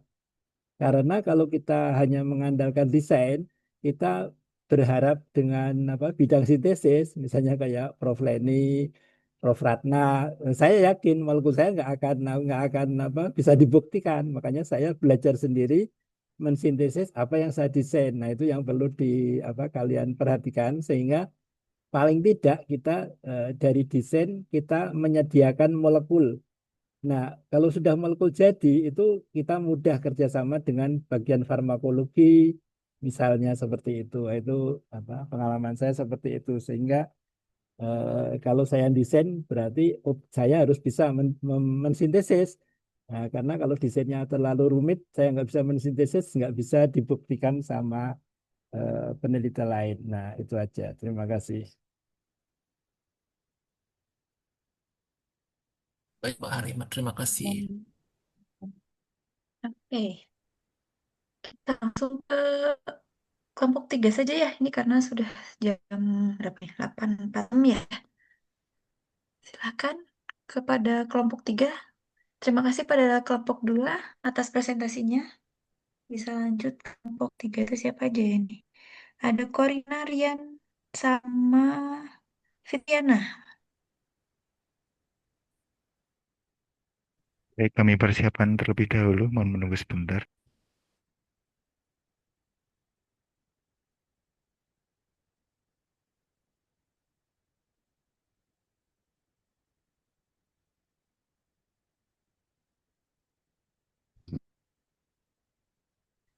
Ya, baik. Apakah suaranya sudah terdengar ya? Ya, sudah. Sudah terdengar jelas. Sudah. Baik. Ya, selamat pagi. Ya, selamat pagi Pak Hari, Pak Yudi, Pagi. Bu Cynthia, dan Bu Selamat Okta. pagi.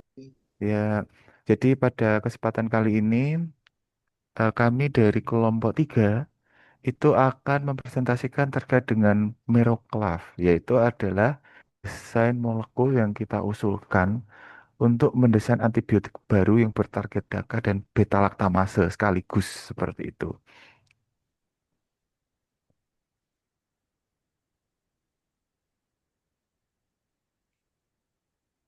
Nah, karena memang di sini memang beberapa kasus ya banyak sekali antibiotik yang sekarang sudah mulai resisten gitu ya dengan antibiotik-antibiotik yang konvensional sehingga kita mencoba untuk mendesain molekul baru.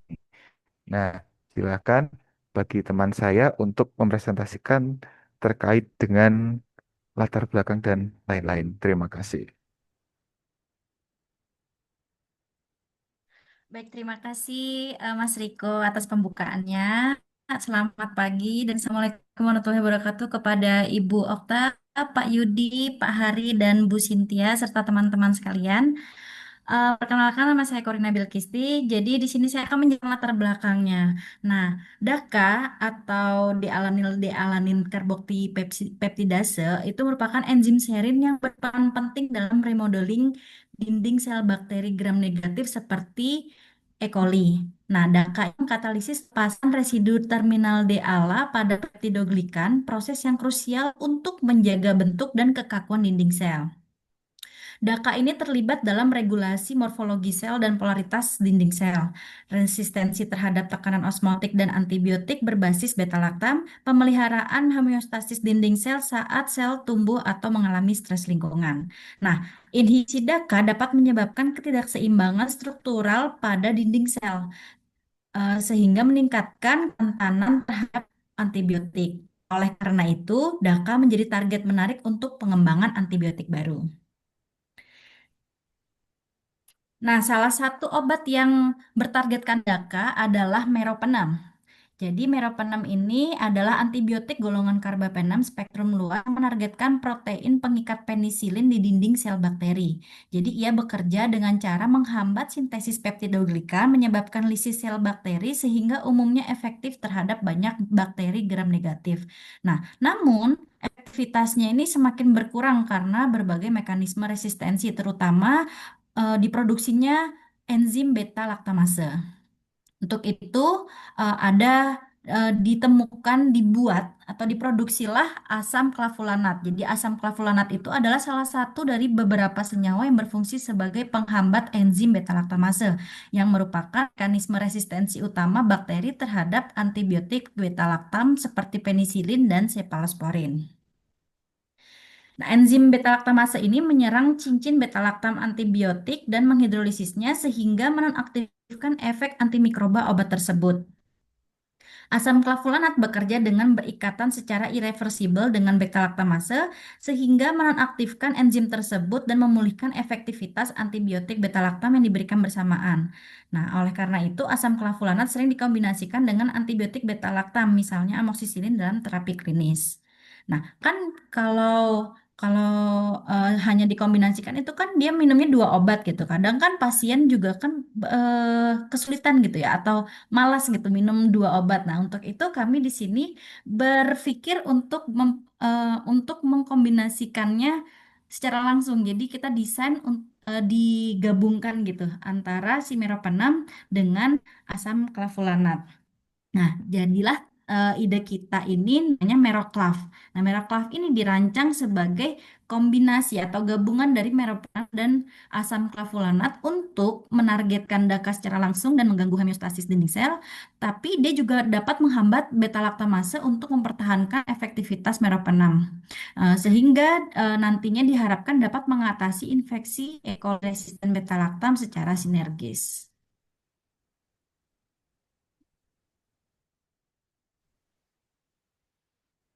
Baik, mungkin bisa diperbesar bagian desain Meroclav-nya.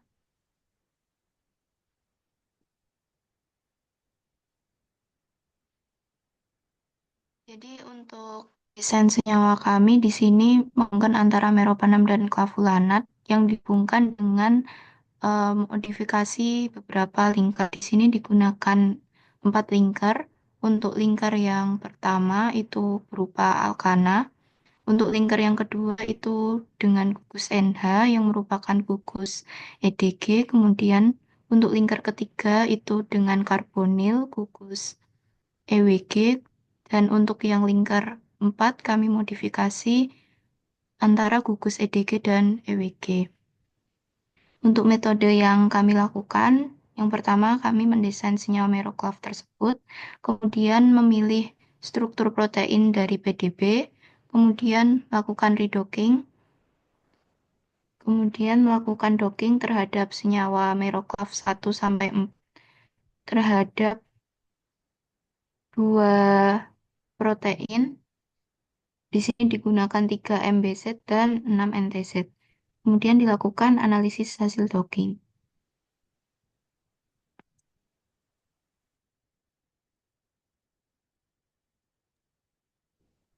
Baik, selanjutnya di sini saya akan menjelaskan pada bagian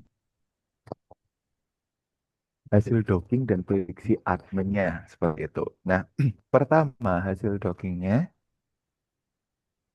yang pertama untuk hasil dockingnya, teman-teman bisa melihat bagian Romawi 3 bagian bawah ya. Ya, jadi kita mau karena tadi sama Mbak Fitri sudah dijelaskan terkait dengan PDB ID-nya, ya, ada 6 NTZ dan 3 MBZ seperti itu. Kenapa kita pilih dua ya? Karena memang 6 NTZ itu mewakili dari meropenem, 3 MBZ mewakili dari clavulanat seperti itu. Nah, hasil docking yang kita peroleh dari dua PDB ID ini itu adalah hasil yang terbaik itu adalah pada Meroclav bagian 3 gitu ya. Yang bagian 3 itu menunjukkan skor dockingnya adalah minus 8,81 yang memiliki interaksi asam amino pada native ligand yang hampir sama seperti itu. Nah, kemudian pada 3 MBZ di sini juga menunjukkan bahwa Meroclav yang terbaik itu juga diwakili oleh Meroclav 3 yaitu minus 8,55 dengan asam aminonya hampir serupa dengan native ligand seperti itu. Nah, sehingga di sini Meroclav 3 ini bisa dirancang sebagai kandidat Meroclav baru dalam tanda kutip gitu ya. Nah, di sini hasil prediksi ADMET SAR kita ya itu ada beberapa yang perlu dicermati seperti itu teman-teman dan Bapak Ibu. Nah, pertama dari bagian ini kita bisa ada beberapa yang bisa kita kritisi gitu ya. Yang pertama, di sini itu mengingat strukturnya yang kita kan bisa melihat dari ini ya apa Lipinski rule gitu ya sebagai salah satu parameter obat itu bisa enggak gitu ya baik enggak. Nah memang di sini karena struktur kita itu cukup besar dengan berat molekul sekitar 650 tentunya ini sudah ada pelanggaran satu ya karena memang bobotnya seharusnya di bawah 500 seperti itu ya. Nah kemudian yang bisa kita lihat juga dari sini adalah berkaitan dengan solubilitas. Nah, di sini bisa pada bagian kanan atas itu senyawa ini termasuk sangat soluble. Itu yang perlu yang menjadi perhatian kami. Itu sangat soluble dan bahkan dijelaskan juga pada bagian ability score gitu di bagian drug likeness itu bioavailability-nya TMP deh. 0,1 ya. Oke. Nah, di sini ceritanya adalah karena dia itu senyawanya adalah sangat soluble.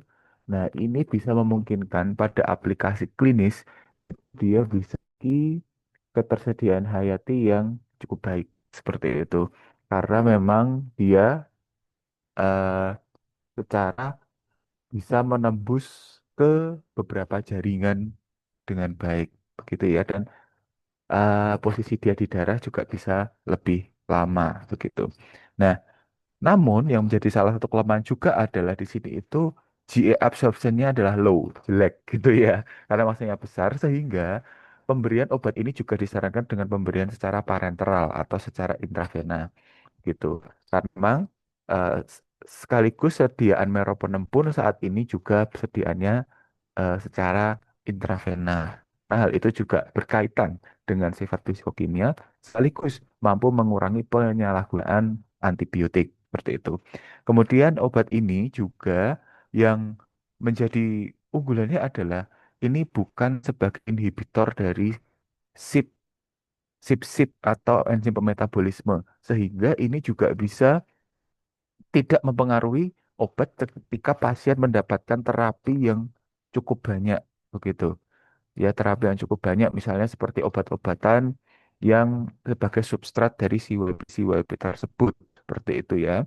Bahkan dia juga bukan sebagai substratnya PGP begitu. Jadi sehingga nanti obat bisa berpenetrasi lebih baik.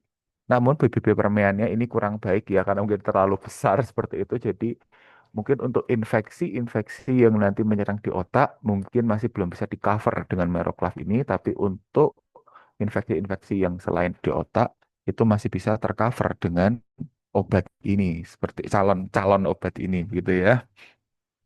Baik. Selanjutnya kita akan dari hasil prediksi ATME dan hasil docking dan prediksi ATME ini, sekarang kita akan menyimpulkan hasilnya seperti apa begitu ya. Nah, jadi di sini Bapak Ibu dan teman-teman sekalian, kesimpulan dari eh, desain kita ini itu adalah senyawa ini adalah kombinasi dari meropenem dan clavulanat ya, dan itu menunjukkan aktivitas antibakteri yang baik melalui interaksi dengan dua target yaitu DACA ya sebagai untuk target dari bakteri dan beta laktamase. Karena beta laktamase ini kan sebagai ini ya salah satu enzim eh, pemecah beta laktam gitu ya. Nah, di sini Meroclav ini menunjukkan peningkatan tertinggi yang baik gitu ya, terhadap DACA dengan skor dockingnya -8,81 ya dengan asam amino yang cukup penting juga dan target beta laktamase dengan skor docking yang bagus juga -8,55 gitu.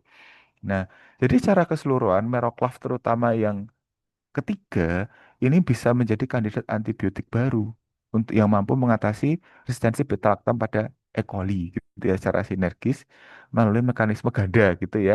Jadi sekaligus gitu. Kalau yang biasanya itu menggunakan dua senyawa sendiri-sendiri, ini bisa dikombin jadi satu langsung bisa diberikan. Seperti itu kesimpulan dari presentasi kita pada pagi hari ini. Nah, referensi yang kita gunakan. Nah, demikian presentasi yang mungkin bisa kita sampaikan. Mungkin waktu dan layar kami serahkan pada Bapak Ibu dosen. Terima kasih. Baik, terima kasih atas presentasinya kelompok 3.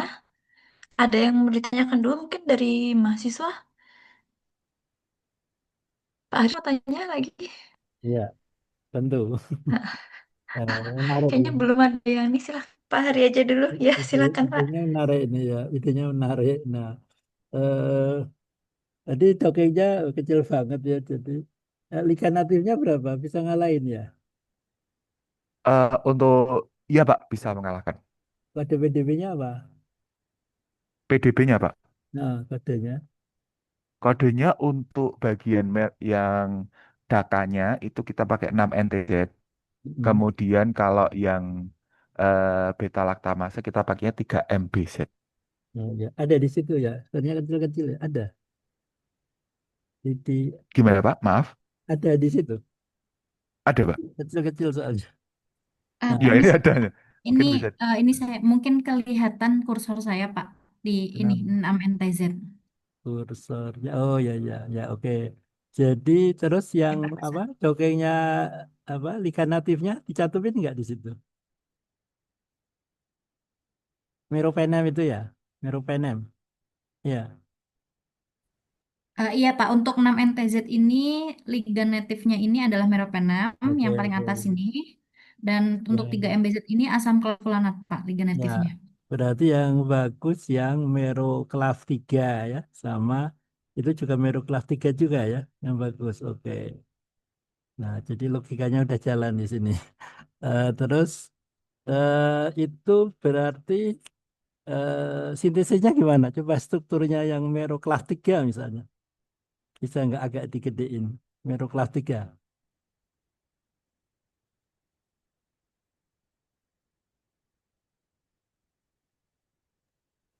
Mero kelas 3 itu ya. Nah, itu kira-kira sintesisnya gimana kira-kira? Maksudnya tadi gimana ya? Tadi kira-kira sintesisnya berapa kira-kira? Berapa langkah kira-kira?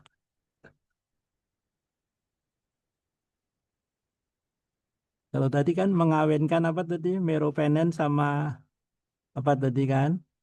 Nah, kalau di situ yang dikawinkan itu sudah apa? Asli atau ada modifikasi gugus misalnya. Izin menjawab, Pak, Ya. untuk strukturnya dari meropenem dan kavulanat itu tidak ada yang dimodifikasi. Di sini hanya diberi tambahan linker untuk menghubungkan keduanya. Oh, berarti Untuk bisa. Ya, terus analisis sintesisnya belum kami coba analisis, Pak. ya jadi mereaksikan dua obat tadi ya. Mero apa? Meropenem sama Kavulanat. ya, mereaksikan dua itu ya. Nah, berarti yang jelas pertama itu perlu dianalisis ya. Artinya bahan bakunya kan dua obat ya. Dua obat ya. Nah, mungkin sintesisnya kalau bisa satu step lumayan, cuma yang dipikirkan adalah apa starting materialnya ya. Jadi kalau dalam apa mendesain obat, ini kalau tujuan kalian memang pengen membantu pemerintah ya. Kalau sekedar jurnal ya nggak masalah. Tapi kalau misalnya ke depannya pengen menemukan obat baru, itu harus dipikirkan desain sintesisnya. Kira-kira mahal atau enggak, perlu berapa langkah. Nah, itu yang apa? Mungkin kalian juga perlu tahu dan sudah sering saya katakan ya, penemuan obat itu yang paling riskan adalah antara penemu dengan investor itu harus melewati yang namanya lembah kematian. Nah, banyak orang gelundung di sana ya. Jadi misalnya eh, ada penemuan obat 7 langkah misalnya. Dulu ada itu kuliah tamu dari Jepang kan. Bagaimana membuat obat 7 langkah reaksi. Ilmunya bagus, tapi saya komentarnya itu bagus, tapi belum tentu bisa diterapkan di Indonesia ya. Karena apa? Kita nemui investor, ditanya obatnya bagus. Tapi berapa langkah? 7 langkah. Saya jamin investornya kabur gitu ya. Nah, seperti itu. Jadi yang diperlukan adalah bagaimana cara sintesisnya, itu mudah atau enggak, harganya murah atau enggak itu. Tetapi ternyata prakteknya beda. Yang saya alami itu beda banget ya. Saya sudah melewati itu, sudah ketemu investor.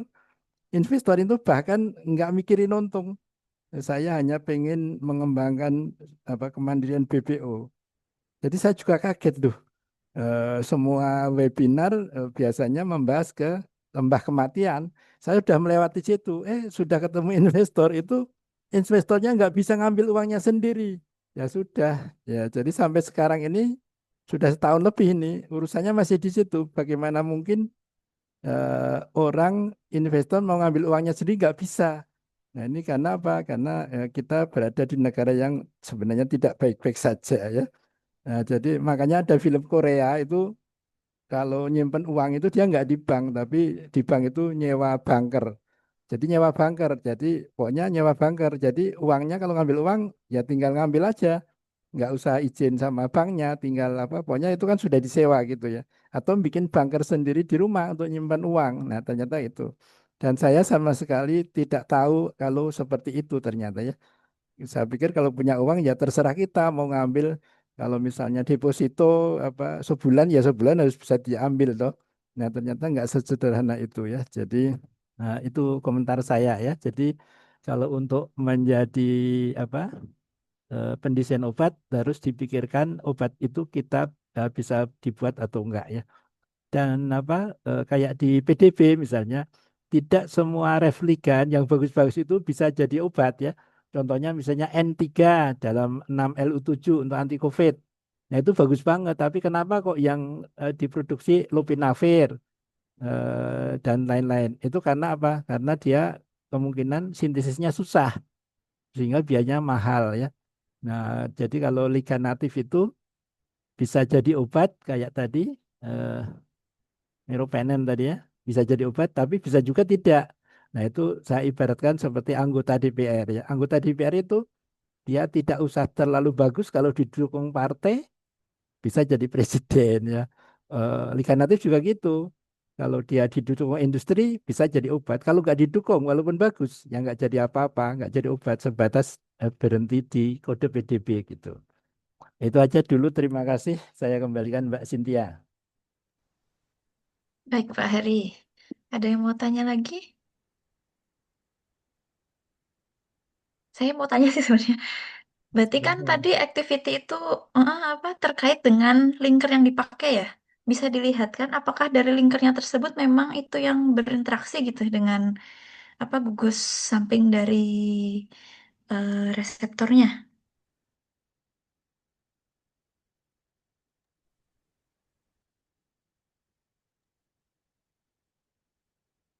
Paling bagus kan Meroclav 3 ya, Iya, baik betul yang Ibu.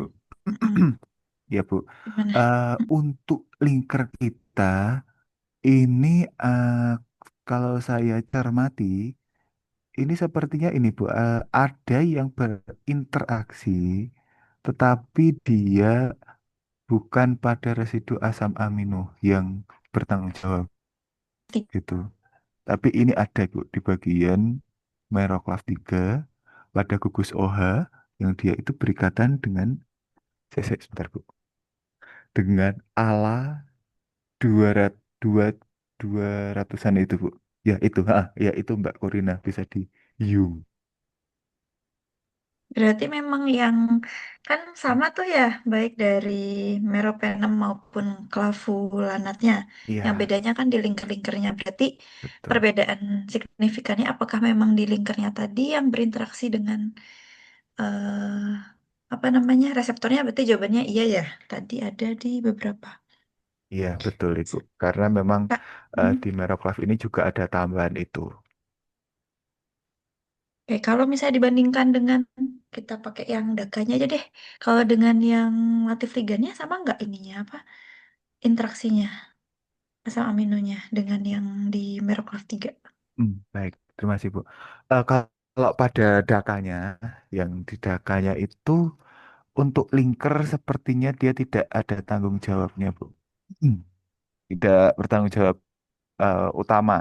Tapi dia cuman yang ada blok-blok warna apa ini ada jemblok-jemblok warna biru itu yang di bagian keton. Ya itu, itu. Ya cuman itu aja sih Bu. Tidak ada asam amino yang secara spesifik terikat di situ. Oke. Berarti Meroclav 3 dan 1 harusnya mirip ya, tapi beda kali ya secara lipatan ininya ya, Iya. gerak torsinya. Ya, oke oke, sip sip sip. Ada yang mau ditanyakan lagi mungkin dari yang lain, baik dari mahasiswa atau mungkin Pak Yudi, Bu Okta masih buka praktikum. Kalau tidak ada Oh bisa ya, kita tutup saya sepertinya. mau tanya. Tuh, Oh, Mas silakan, Yudi. Mas Yudi. Kan kalau kelas 3 itu lingkarnya cleavable atau non cleavable?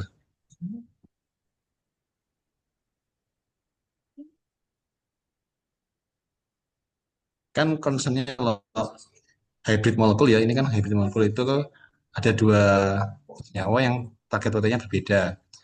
Nah, DACA sama kaflona itu posisi lokasi protein dari target kaflona sama meropenem itu apakah sama-sama di sitosol ataukah satunya di bagian organel yang lainnya itu biasanya kita perlu pertimbangkan gitu. Biasanya kalau cleavable linker artinya kan lokasinya berbeda, satunya di sitosol, satunya di membran gitu. Atau satunya di nukleus. Nah, ini sudah dipertimbangkan ke situ belum?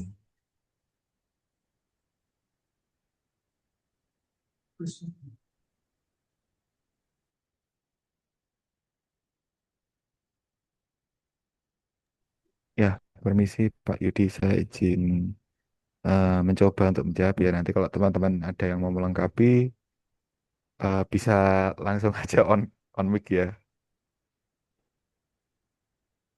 Jadi ini Pak, untuk linkernya kita memang eh, yang menjadi pertimbangan kami adalah begini. Karena ini tuh targetnya memang berbeda, Pak. Kita bedanya gini. eh yang satu itu dia akan menghambatnya di transkriptidasenya si bakteri. Yang satunya itu nanti kalau apabila si bakteri ini mengeluarkan enzim beta laktamase, nah itu di cover sama yang satunya seperti itu. Jadi ini memang eh, linker di sini itu memang cenderung tugasnya dalam tanda kutip itu hanya untuk kesebat menyambungkan dan itu menambah stabilitas ikatan aja seperti pada hasil docking tadi. Gitu sih Pak, kurang lebih Pak. Oke, jadi yang perlu dipahami di sini kan berarti aksinya itu di sitoplasma, gitu nggak Iya, sih? betul Pak. Sama-sama sitoplasma. Eh, bukan dia. Kalau Beta lactam itu di dinding DACA sel Pak. Dinding di sel. dinding sel maksudnya.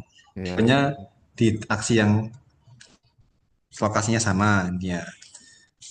Kemudian justru malah yang dibutuhkan itu yang non cleavable, gitu nggak sih? Karena kalau misal cleavable, nanti malah ketika ada beta lactamase itu nggak bisa menginhibit beta masanya. Di sisi lain juga meningkatkan stabilitas ketika senyawa ini dimodifikasi. Kan poinnya itu ya. betul Pak. Nah, eh, cuman ini saya juga baru sadar ya. Kalau dicek strukturnya meropenem itu, eh, gugus di bagian penghubung antara gugus amina dan lingkar itu sebenarnya ada dimetil amino. Jadi bukan secondary amin seperti di gambar ini, tapi itu sebenarnya sejak awal ada dimetil amino. Nah, saya cek lagi itu ternyata yang strukturnya seperti di gambar ini itu gambar struktur di Wikipedia. Sedangkan kalau dicek di PubChem atau di yang lainnya itu pakai di secondary di amina itu ada satu dimetil amino. Jadi ada beda sedikit, tapi itu masalah sebenarnya. Intinya itu bisa menjadi bagian strategi untuk modifikasi ini. Jadi modifikasi ini tetap sah dan nggak masalah. Hanya mungkin kalau dibilang tadi tidak ada perubahan pada meropenem, menurut saya ada perubahan di situ karena emang awalnya itu adalah suatu dimetilamino. Di bagian uh, amino itu ada dua metil yang berbenturan. Nah, ketiga link dari keempat lingkar itu yang paling apa namanya itu ya, bukan glikol juga ya, karbonil. Kan pakai alifatik, secondary amina sama urea di samping yang karbonil. Nah, dari sini eh, kan biasanya ada length ya atau jarak yang dipertimbangkan. Kalian sudah mengukur belum ya berapa angstrom lingkarnya ini itu. Sehingga Kalau misalnya ada dua protein yang berdekatan itu tidak apa ya, clash gitu lah. Karena panjangnya lingkar itu juga penting sekali untuk supaya mengakomodir kedua senyawa tersebut bisa fit di cavity masing-masing protein. Sudah diperkirakan belum langsungnya berapa di lingkar tersebut?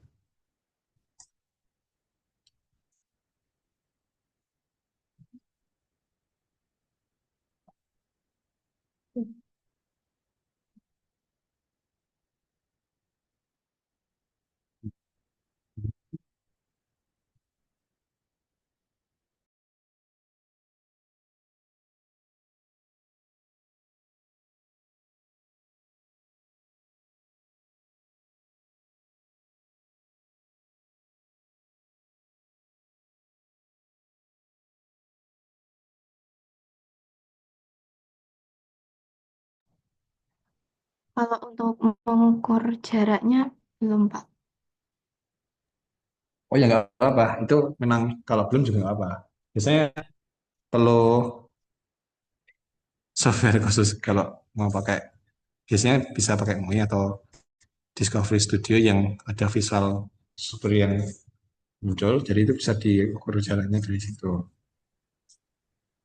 Jadi sebagai itu aja sebagai tambahan ilmu, kalau ketika kita menentukan lingkar itu juga dipertimbangkan lengthnya itu berapa itu. Karena kalau lengthnya itu terlalu dekat itu nanti bisa mengganggu aksi dengan activity.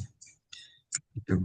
Tapi overall sangat bagus, idenya juga uh, ketika pertama kali kelompok ini yang propose ide ini juga sangat appreciate, sama seperti kelompok 2 dan kelompok 1, dan semuanya sangat bagus menyiapkan posternya, all out banget, ini pakai uh, tampilan yang menarik dan bisa dipahami bagi kita untuk mengetahui apa konten dari presentasi teman-teman. Baik, itu saja dari saya, Bu Cindy. Baik, di terima kasih teman-teman semua juga. Ada yang masih perlu didiskusikan nggak ya? Saya ada dikit. Silahkan Pak Hari. Jadi eh, untuk yang kelompok 2 itu saya menyarankan direvisi ya, untuk bisa dipublikasi, direvisi, desainnya itu harus bisa geser dialanin begitu. Jadi supaya lebih apa, lebih layak begitu ya. Jadi nanti kalau sudah direvisi, sudah bisa apa, berpotensi untuk obat, itu saya anjurkan untuk dipublikasi ya. Mungkin di majalah Farmasi Indonesia, MFI atau yang lain begitu. Nah, itu saja. Juga ini apa? Ini kan gambarnya hasil desain Meroclav. Ini kan 2 dimensi. Nah, makanya perlu tadi tadi Mas Yudi bilang harus dihitung jaraknya. Tentu harus dibuat 3 dimensi sehingga bisa dihitung jaraknya begitu ya. Karena jadi bagaimanapun juga apa, penggabungan 2 molekul itu apa namanya, nanti tergantung yang digabung itu gugus apanya. Nah, sehingga itu pasti akan berbeda nanti hasilnya 3 dimensinya begitu. Nah, itu aja. Terima kasih, waktu saya kembalikan. Baik, terima kasih Pak Hari. Ya, ini berarti pada ready untuk dipublikasikan ya teman-teman. Semoga masukan-masukan hari ini bisa membangun ya dan memperbaiki apa hasil dari poster-poster yang sudah dibuat. Kemudian kalau sudah tidak ada yang perlu ditanya, kita diskusikan dan tanya. Mungkin UAS ya Pak Hari. Pak Hari Ya, soalnya akan soal, UAS esai atau oh ya, ya, terima jadi kasih. soalnya isi, tapi kayaknya dikerjakan di rumah aja lah. Eh, Oh ya, saya juga sama. ya, Ya, nggak usah di kelas nanti. Nanti udah ya. ada udah ada permintaan soal belum ya? Udah. Sudah ada Pak. Iya. Nah, iya. Oke, Baik Pak. Oke, sip. makasih. Nanti kita koordinasi ya Pak. Oke. Ya. Baik. Sampai kapan Cynthia Terima di kasih. Jepang? Sampai Sampai 1 September. September. Satu. Oh, Satu iya Pak. Oke. Makanya mohon maaf nggak bisa ikut Ya. langsung tuh sebentar Pak Ari. Iya. Oke. Ada yang mau ditanyakan? Kalau tidak perlu mungkin bisa kita tutup ya untuk perkuliahan presentasi hari ini.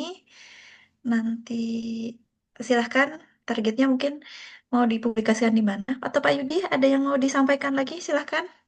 Oh iya, ya saya mungkin juga sangat mengapresiasi ya ke kelompok sama kelompok ya di nomor 1 sampai 3 dan terima kasih juga karena sudah bersedia menjadi percobaan untuk sistem project ini karena sebelumnya kita belum pernah memang membelakan project ini di angkatan-angkatan sebelumnya. Jadi teman-teman ini adalah generasi pertama yang kita terapkan project semacam ini dan luar biasa semua kelompok mengerjakan yang terbaik dan Semangat, semangat. eh, ya saya rasa kelompok bisa diteruskan lebih lanjut untuk menjadi sebuah riset yang berbobot kan bisa digunakan untuk publikasi ilmiah. Jadi tetap semangat. Semoga perkuliahan ini bisa memudahkan atau membantu teman-teman terutama dalam pelaksanaan tesis.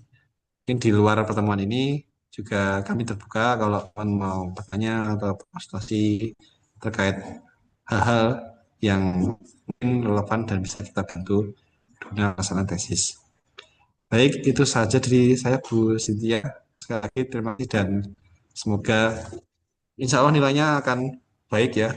Biasanya baik terus. Setelah teman-teman ini enggak neko-neko lah. Pokoknya kumpulin tugasnya kumpulin. Sesuai deadline nggak sampai over deadline gitu. Intinya ikut aja dan yang penting mengolah skillnya dan teman-teman sudah membuktikan bahwa teman-teman sudah skillful dalam mengerjakan proyek kali ini. Baik, itu saja dari saya Bu Cynthia. Terima kasih. Kalau sudah lulus Baik, nanti si Pak ijazahnya Yudi. difoto ya.